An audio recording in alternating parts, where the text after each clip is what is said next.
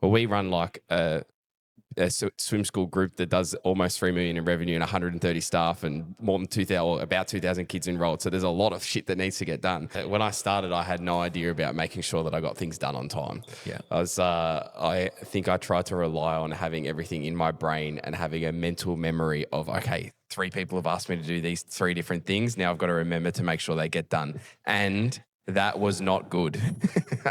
That meant that like things got missed. It meant that like my ass got chewed out because I forgot to do something that was like super important or that ended up costing a lot of money or losing the potential to gain money, right? Started looking at and thinking about, well, okay, if I've got all of these things to do, how can I actually keep track of them, right? How can I make sure that I get all of these things done that people have asked me to do, that they're relying on me to make sure these things get done, Can you give me like swim school examples of like what sort of stuff it was that you were having to manage and make sure you were getting done? Yeah, so just simple things like a teacher would say, oh, hey, I'm really struggling with this child. Can you reach out to the parents to get some more information for me about how I can better connect with them? Or a client had sent us an email and they're like, oh, can you call me but at this time later today? And I would just go, yep, I'll remember to call them. And I definitely did not remember to call them. And so I think the first strategy that I sort of implemented was if I had something that had a specific time that I had to do it, then I put it in my calendar. Yeah, at that time. At that time for that day. And so if I had to deliver on a project by a certain time, or if I had to make sure that I called someone, or if I made sure I had to follow up with a staff member, that I put it in my calendar so that I got that reminder of, okay, sweet, I need to do that thing. Yeah, okay. What would you do if like they didn't answer the phone? Then I mean, I used to just go, oh, sweet, done. That's my job finished now, right? Because I tried. But now what I would do and what I would suggest others to do is either put the same color event in for a week later for the exact same day and time that you were supposed to do that thing, or later that afternoon or early the next morning, right? Okay, cool. And so that the tasks just transfer over to the next day if they didn't get done or if the action didn't happen from it, right? And then as I've grown in the business and as I've had more responsibility and the tasks have gotten bigger, and some tasks aren't just like something that can get done that day and they're more project-based things, I started looking at softwares like Asana and Monday.com to like hopefully help save me time, right? And when I started using them, I found personally that I spent way more time mucking around, organizing things to make things look pretty and like putting who owned what task and what the due date was and all those sorts of things, right? Yeah. And I very much agree with the sentiment that if you give something 7 days, it will take 7 days to complete it. Parkinson's law, I think. Yeah. So it's like saying, okay, hey, if you've got this like big thing that you need to do and you give it 3 months to be completed, it will take you 3 months to complete, rather than if you give it a month, then it only takes a month. I saw like an Elon Musk video where he was saying that all of his deadlines he sets at a 50% chance that they won't make it. Yeah, right. Because just to try and because that's the pressure of, he just wants people working to, if it's not 50% chance, then he's like, then the deadline's not tight enough. Yeah, wow. And so I don't necessarily take that crazy level of like thinking into the like what we do with the swim school, but I still really believe that setting a deadline can sometimes be prohibitive in getting the task done as quick as possible. Yeah. And so instead of using Asana or Monday.com, I literally just use my notes app in my phone, because I have a Mac at home, I have a MacBook Air that I carry around, I have my iPhone. And so when I write myself a note on my phone and then I jump on my laptop later to do work, it's there. And I haven't had to think about transferring it across or anything like that. And the time that it takes for me to write a note down is so fast, because it's literally just, I can talk to my phone and say, hey, write a quick note about this. About this thing, rather than having to go into an app and then putting in the app, who's the owner, what's the task, what's the deadline, all those sorts of things. Why do you think people overcomplicate it and try and use this project management software that you thought you might need to use to start off with, and then you've moved away from it? Well, we run like a swim school group that does almost 3 million in revenue and 130 staff and more than 2,000 or about 2,000 kids enrolled. So there's a lot of shit that needs to get done. And I think people think that when there is a lot of stuff to get done, that they think that it will help them. And they look at it being pretty and they look at it being something that you spend money on. And I think when you think about spending money on something, you think it's going to help you. and you think it's going to do a better job, but there you do just have the tools that you can use, like Google Calendar that's free, like your Notes app that's free, that can do just as good of a job. We think we move pretty fast when we make a decision about something that we know either needs to be implemented or changed or anything in regards to that, right? And we think we move a lot faster than most other people. Why do you think we move faster, and why do you think other people move slow? I'm actually going to take a bit to think about this one.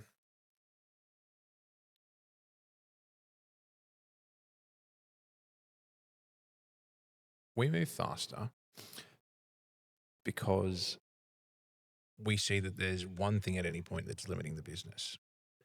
Whereas other people move slower because they like doing certain things within a business.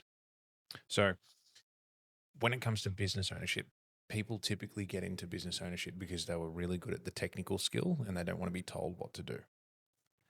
When it comes to actually running of the business, that technical skill is only one tiny little slice of actually what running a business looks like. Now, I'm not good at everything that is in a business, but there are certain things that I'm very good at that I can also act on really quickly. And then I've got yourself and other people that are very quick at acting on the other key components of the business. So we've got 3 or 4 really great people within this business. And as a consequence of that, we can move really fast because any one of the levers that needs to be pulled around cash, expenses, executing on a project, marketing, whatever it might need to be, can be done very, very fast by a person that, in my words, I'd say would be an A-level talent of it.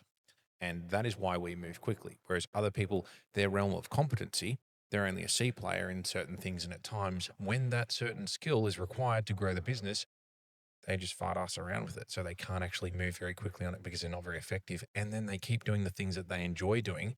And if you're good at marketing, but your swim school's already full, don't bother doing any more marketing. You're better off to try and train and hire more staff, which means you should be doing something completely different. But people like the feeling of getting in the inquiries and being able to talk about, oh, we're completely booked out. Our swim school's not booked out. That's because we can train enough staff. I would be disappointed if we were booked out because that would be an indication of we don't know how to find staff and train staff to be good enough.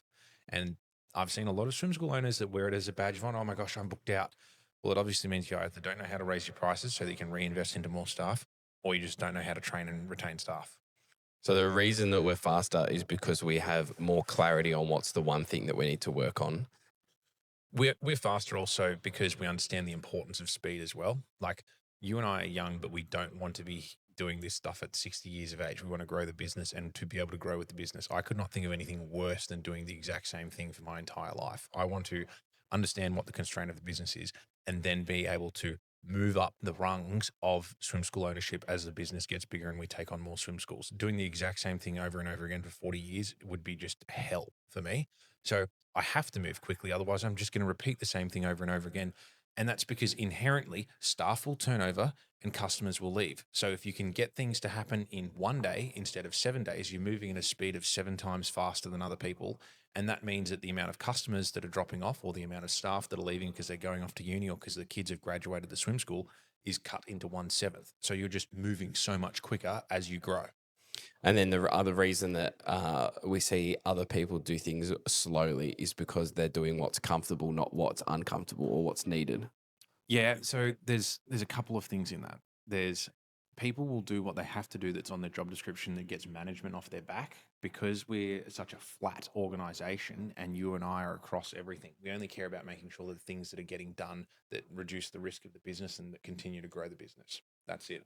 Where there are other swim schools that are owned by investors or whatever it might be, and they focus on managing the business from a cost accounting basis as opposed from a throughput basis. So theory of constraints is what I use, which isn't favorable for accountants at all, and they really struggle to understand it. And then I also have the belief that I want to spend as much money on marketing as possible at any one period of time. And that means that I can get more customers or I can get more staff. And most people or most swim school owners don't have that belief. And as a consequence, they're always trying to do things that minimize their expenses, whereas I want to spend as much money as I can to get a return on it. So, Nath, you have 4 direct reports, which are managers, and then below them is about another 120 odd staff. that's a lot of people that are getting managed by managers that you are managing. What are you doing before those meetings to make sure that your managers are actually getting something out of those meetings?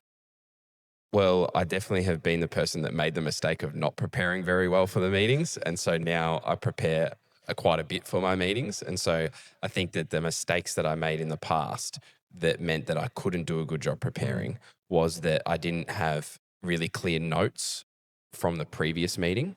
So a week leading up to a meeting, walk me through what's going to happen maybe day by day or maybe the couple of hours before or the night before. Yeah. So a week leading up is I've got notes from the previous meeting, which has happened a week ago. Yep. And then as that week goes on, I'm touching base with the managers all throughout the week of understanding what's going on, what challenges are they facing, do they need any help with anything? Yep. Within that, our managers all spend time reflecting on how the night has gone on pool deck because that's our busiest time at work. Can you quickly explain that to me, what that means? Yeah. So the way that we implemented reflection in the business is that we ask our managers every night to send through at least one positive and one improvement. And what those look like is just something that went well that we want to reinforce or that we would want to happen again. The way that I explained it to them is what's something that happened that would mean either somebody would leave wanting to give us a 5-star review or that we would be willing to give like a staff member a bonus for because they'd done such a good job. Yeah, right. And so that's what a positive looks like. Okay. And then a negative is something that if a parent was going to complain about something, that's what they would complain about. Or if somebody was going to leave because we had made a mistake, that's what they would leave about.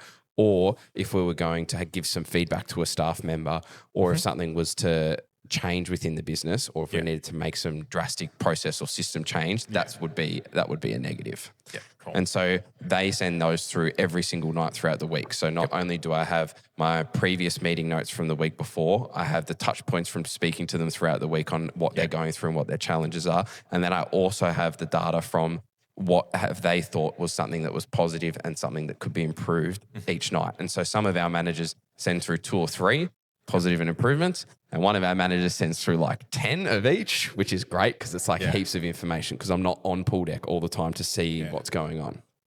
Then the night before or the day before my weekly meetings, I then sit down, look at all of the information that I have in front of me of what did we talk about last week, what's been going on this week, and what is in the positive and improvements. And then I write my notes ready for the meeting on the next day.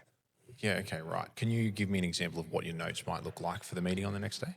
So my notes might be something if in the previous week, if they've said that we've got one of our staff members planning a wedding at the moment, so if they've talked about, we were trying to get flowers sorted, then I might ask, did you get the flowers sorted? Or like, hey, we know a florist because we teach someone's kid that's a florist, right? Do you need any help with that? Any sort of personal notes, if someone's got a footy game or a netball game that they've said that's important a week or 2 weeks ago, I've got that written down so that I can have that human connection and that relationship touch point before the meeting starts. And then as the meeting goes through, I look at, based on all of the conversations that we've had as managers to managers throughout the week and touching base with them, is there anything that we talked about that I wanted to bring up again to reinforce or to talk about again, or as a problem that we can solve together that we've gone, hey, let's solve that in our meeting? Can you give an example of one thing that you might reinforce? If we've talked about how to have a conversation with a client, whether maybe the client's come up and they've had some feedback for us that's a complaint, and so then the managers ask me for some feedback before they respond, talking about that and then bringing that back up in the meeting to reinforce this is how we do it and hey, how did it go and how'd that conversation go? Perfect.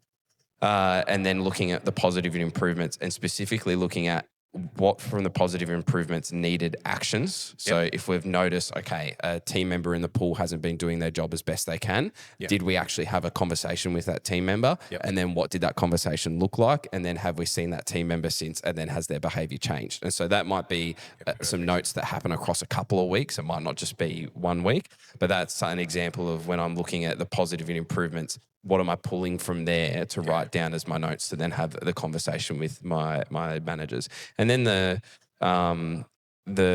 what I find the most important and what I find the biggest difference between when anyone's ever done a meeting with me before in all the other businesses that I've worked in is that I spend time reflecting on myself of where have I been a blocker in making sure something gets done? And I also ask that question to our leaders and to our managers. Give me examples of first when you've been a blocker, and the next one is where they've been a blocker for something getting done? I think when I've been a blocker is when someone's asked me to do something, I haven't seen it as the most important use of my time, and I've tabled it to do in a week or two's time. Whereas for that leader or that manager, it's really important to them, and it's going to either save them time or it feels important to them. Yeah. And so recognizing that I need to either communicate the hierarchy of where it sits on my plate, or give them the power to work on it together so that, that it gets done for them, right? Can you give an example of them being the blocker now? Most of the time when they are a blocker, in all honesty, is just their attitude. And so more often than not, it's a conversation around being realistic about their attitude to either an employee or to a staff, to a client. Give me an example, or change names for me. Yeah, so an example would be that we had one of our staff members when they get in the pool, more often than not, they ask for something. So they might ask for, or hey, can you go get this bit of equipment that I forgot to get? Or hey, can you get me a drink? Can you get me a bottle of water? Or hey, like this, I found this bit of gunk in the pool. Can you like take that out and put that in the bin, right? And one of my leaders, his notes have been, I feel like I'm just a slave to this person, right? And so helping them change the perspective of, we want the teachers to be super present in the lesson. Yeah. And so instead of the teacher being not present and doing those things themselves, can we support them in being super present in the lesson? And so then by doing those things, we're not being a slave to this person. This person's not bossing us around. We're actually making sure our lesson quality is great. And so just putting the reframe for the person of like, you are helping them. And because you are helping them, they are going to be more willing to help you in the future. But also we are making sure that what we're promising the people that we serve, which are our clients that pay us money, is actually the thing that they're getting, and it's good. Oh, perfect. If someone was thinking about paying for some sort of mentoring or paying for an experience that they thought was going to give them the skills that they needed, what would you say to that person to either encourage or discourage doing that? Okay, so when it comes to mentoring, the first thing that you've got to recognize is that you're going to pay in either time or money when it comes to skills. So you can either go and learn it all yourself and not pay a mentor anything, or you can pay someone else your own money to be able to condense how quickly you learn. And so what is an example of going and learning it yourself? So you'll just go and read heaps of books and watch heaps of YouTube videos, and you'll have to trial and error certain things with your own money, possibly dissatisfy customers or staff with how you do certain things. And pretty much you end up being net neutral, like either way. Like it depends on how you value your time. You're going to end up with having those skills maybe in a year or two as opposed to 2 months. Yeah, right. And then what a mentor gets you those skills faster. So when it comes to looking for a mentor, you need to make sure that you've actually identified what is the specific thing that's holding your business back. And quite often it's like a really simple thing. I was having a conversation with a lady yesterday with her swim school. She had like her best month ever. Did like $40,000 in revenue as like a mobile swim instructor. That's pretty damn good money. That's great money for a mobile swim instructor. And then the next month she did less than $10,000. Yeah, right. That's a big difference. That's a huge difference. And the only thing that changed was that she was so tired and exhausted that she wasn't getting back to her clients that had inquired, and she got like 500 inquiries in a month. And so she missed out on all of this opportunity. And she thought that she had these problems with scheduling or that her team weren't motivated, where it was they were already doing work as well as mobile instructors and they didn't have time either. The thing that happened was that she had all this energy and she used it all up in the month beforehand, and then she was still in debt. And she just needed to get someone to do what she was doing for 5-6 hours a day. And that was the one thing that was holding her business back from being able to consistently do that and then be able to move into a permanent facility. Yeah, right. So what you're saying is that she could have potentially thought about her problem in a way that isn't actually the problem, gone and spent money uselessly on getting maybe more inquiries or training her staff better, when actually the problem was just as simple as that she needed to hire someone new to do some of those responsibilities. Yeah, so like she didn't even know what her problem was because she hadn't actually tried to map out how a how a prospect becomes a customer. And because she wasn't familiar with that entire journey and what that looks like, and she hadn't had the time or energy to sit back and reflect on what was changing, she just needed someone else's outside perspective. So like in a 20-minute call that I had with her, I just completely gave her direction and she knew exactly what she needed to go do. But she already knew it. Yes. She just wasn't focused on it, and she needed someone else to call her out on it pretty much and go, this is what you need to go do. Here's an example of how we do that. We have an 18-year-old girl that's just finished high school, and she calls up people that book in calls or follows up with them and gets them sorted for assessments or booking them into infant lessons. And when I said, oh, it's really that simple, like it's not that fucking hard. And so mentoring can be as simple as just having someone that you pay money for that you know is ahead of you in your industry or in business or in the skills or the type of person who you're looking at and that you want to live a life that they want to live. Yeah. And having them help you pull these ideas out of your head and help them structure probably what you've already thought about, but in a time where you can actually sit there and reflect on it. The biggest advantage is experience and skills. So experience is that you can recognize the patterns of what's occurred for you before, and then you can pass that on to someone else. So I would know how to ramp up a swim school really, really quickly because I've been a solo instructor. I've been in a small swim school, and then we've grown from a small swim school all the way up to what I would call a medium to large size swim school. And as a consequence, I can provide that direction to other people, and that's something that we've actually moved into doing as well. If you haven't been there before, you don't know what it looks like and you don't have the ability to recognize the patterns. And that is the exact same thing for any process or part of the business. So I've spent $1,000 per day on ads within our warmer months. So I know what that looks like and feels like. I know how many ads I need to produce. I know what it looks like from the amount of leads that are coming in, the amount of calls that are getting booked, and how busy everything gets. Like 80 to 90 phone calls a day coming through my phone when I didn't have any help. And then all of a sudden we hired someone. Then I was like, oh my gosh, this is actually really easy. I can just go back and make more ads and we can turn the ads up even more. And when it comes to, I pay for mentors and I will just look for anything that I can sink money into to pull my future and have it come forward as quickly as possible. So I go, oh, will it take a year or two for me to figure out how to do this? Can I find someone else that's been there, done that in a different industry as well? And how did they do it? And then I just grab that and then I make sure that I learn that in 3 to 6 months. And that's how we've improved so fast over 4 years. I think that the comment about the industries is specifically important. I think that you and I both share the belief that the aquatics industry, more specifically the like owner-led swimming lesson industry, is not the best version that it could be. And so looking in the outside for what does the gym space do really well, or what does supermarkets do really well, or like literally just looking across the board of like all of the different types of industries that there are, what do they do well, and then how could we apply that to our business? 100%. There's generalized functions within businesses that need tactical solutions for swim schools. So I've gone out, learned what certain industries do, spent 3 to 6 months tailoring it to a swim school, and now we've got things that work really well. A classic example is didn't know how to run ads effectively, probably spent 150 grand constantly trying things, having to turn it off in the really cold months because we just couldn't make it profitable, and then kept going, kept trying. I just was like, no, I'm going to figure this out. And then all of a sudden I got it figured out, and then we can just run ads all the time. And then I was like, oh, I'm going to figure out how I can target people more to get the same result with spending even less.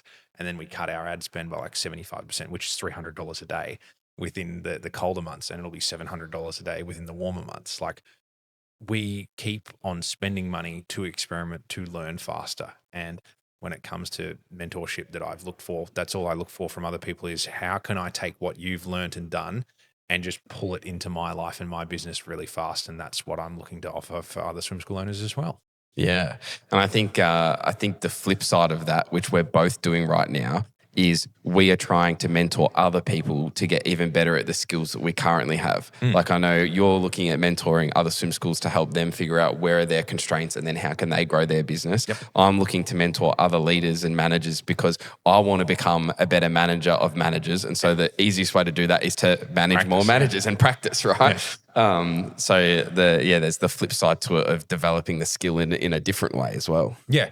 And like very unique, probably, that we go out and try and get our skills way further ahead than what they actually need to be in our current area. Like I've run ads in different countries for different swim schools that provide different services to understand how it all works with what the demographics look like, how the ads need to look different because the people in those areas look different. The language that they use is different. Yes. And it gives me a much broader range of a skill set to understand if we were going to go over and actually open up swim schools in America, which we've spoken about, what that would look like versus if it was in a metropolitan area and it was a more Asian or Chinese complex, what the ads and the language on the landing pages would need to look like. Can you please walk me through the evolution of how we have increased our inquiries for people to work at SwimTech over the last 4 and a bit years? Yeah. So where did we start out at? What were we doing there? And then what are the things that have changed? Yeah. So I think we started with like 30 team members. 19 team members 4 years ago. And I think that we started with Tell me the story. Yeah. So we started with 19 team members and we did not have a hiring process. We just hoped that people would know that where we were, hoped that we would have people come and want to work for us. And I think the thing that we did on our Facebook page or Indeed and expect people to get to us. Well, we didn't even do that yet. We just had a squad program, which had teenagers, when we found a teenager that was becoming of a working age, we would say, hey, do you want a job? And if they said yes, then we had a new staff member. If they said no, we're like, okay, we don't have a new staff member. And that was like all we did ever. Yeah. And when we started growing really fast and we got more inquiries and we got more enrollments and we were looking at, we have this opportunity that we need to now train and add more staff. We changed our training process and we changed our whole model of how we do our business so that we have assistant teachers in the pool, which are younger people, younger teenagers that get to train for a couple of years, learn what it's like to be a swim teacher in an assistant capacity. And then when they become of age to do a qualification, they then become a swim teacher. So we are protecting our ability to provide lessons with qualified instructors because we have that built into the system, right? But we still weren't doing anything to get more inquiries from potential staff. And then when we started thinking about, oh my God, we need staff, we just started posting on our own Facebook page, hoping that people would see it, that thought would want to work for us. And the other thing that we did do is we said to our staff members, hey, have you got any friends at school that you want a job? Right. The normal things that you do when you're like, oh my God, I need staff. You go, okay, what social media channel do I have? And what people do I currently have that work for me that might have someone that wants to work for me, right? But as our growth has continued to get exponentially faster and better, we've had to hire faster and better. And so then the next step to how our hiring process or how we've been getting inquiries has improved is we found job groups within Facebook. So we're not just now posting on our Facebook page. We've now finding the specific groups for our area that people have created that are looking for jobs. And so there might only be 5,000 or 2,000 or 1,000 people in this group, but they are highly interactive and highly they are very ready to go and find a job. And so even though there's only maybe 1,000 people that are going to see your post, there is 1,000 people that all want a job that's going to see your post. And then as we've needed to hire more, or as the need for the hiring has gotten more, then we've just increased our consistency and increased our output of how many times we post. Can you give me an example of how many times we were posting to start off with and how many times we're posting now? Yeah, well, so when we're in a hiring blitz and when we're not in a hiring blitz. So when we're not in a hiring blitz, we post maybe once a week or once a fortnight just to keep it out there that, hey, we always have positions open and that if anyone wants to apply that's the right fit, they can. Okay. When we're in a hiring blitz, we post every single day or every second day. Yeah, right. I didn't even know that. To make sure that the first thing that people see when they open their phone is that SwimTech is hiring. Yeah, right. And then from there, we have started most recently doing paid ads as well, so that when people open their phone, they see us, that we are hiring because we're paying to be in front of their screen, or because we are posting so frequently that we are in front of their screen. When it comes to like actually constructing out a post, you've experimented around a fair bit with what gets the best throughput or the amount of inquiries that actually come through. Can you walk through some of the beliefs that most people have when they put up job posts versus what you believe to be true and how you've come to learn those things? Yeah, when I'm either in two minds, because there's only ever two ways that where we're trying to hire at Swim Tech. And so we're either hiring in our non-blitz season because we want to acquire anyone that's an A player and anyone that's amazing. And so if they apply, we're going to find a role within the business for them. Yeah, we'll make room for them. Or if we're in a hiring blitz, the goal is maximum amount of staff leads. So it's either quality or it's quantity, depending on where we're at, because we can filter out the quantity, but we just need the quantity to figure out who to filter. Yeah. So when most people think about a job ad, I think that they think about not putting the hourly rate on it because they don't want people to apply that just want to get paid. Yeah. They want people that love their business as much as they do or align specifically with all their values. Yep. I don't believe that that's true, especially that in a hiring blitz season, we want to give them as much information for them to make the decision that they want to inquire, because then we can filter from there. Yeah. When we're in a not hiring blitz and we're just putting out information out there for A players, then I would consider not putting it on there, because what you're looking for is you're looking for someone that's genuinely interested. Genuinely interested in like working for your business, et cetera, et cetera. Yeah. The other really important thing, which most people don't do, is put the location of their business in the ad, so then people don't know how far it is to travel. Yeah, right. So people will put a job up, and most people, in my view, don't. Facebook tries to keep you on their app. Yep. Instagram tries to keep you on the app. So you don't want, like, the Facebook and Instagram is not going to try and make you go somewhere else, right? Yeah. And so if you're scrolling through job ads and you got to go, I've got to go to Google because I've got to, or Safari because I've got to figure out where the business is and what do they do, et cetera, et cetera. So putting, the actual location so people can go, okay, sweet. That's like 2Ks out of the city of Wangaratta, or it's called Swim Tech Albury, but it's actually in Lavington. So they know where they have to travel to go to work, right? And saying like where things are near as well, like local markets, that sort of stuff. Yeah. And then the final thing is just labeling the type of person that does really well in your business. Can you explain like the labels that you guys use? So we use the label of like if you love kids, or if you love hanging out with kids, or if you love teaching. And so those sorts of things. And it's not necessarily you are a teacher or you have kids. It's just like the label of like, oh yeah, I love kids, or I enjoy hanging out with kids, or I've done teaching before. Yep.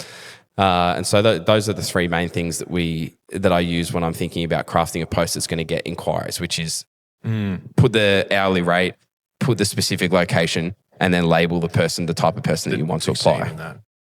Why is swim teaching the worst thing that I can do for my business to actually grow? So swim teaching is absolutely brilliant for customers to love you, and it's terrible for more customers to be able to love you. Okay. Because you can only service a certain amount of people, and it takes a lot of performative energy to be able to do it. It takes a lot of time to be in the water, be organized and all that sort of stuff. And unfortunately, no one else is more motivated as a business owner or a COO than you and myself. And that means that we should be doing the things that are really hard within the business, that are really boring, that take a lot of time, that have really high leverage.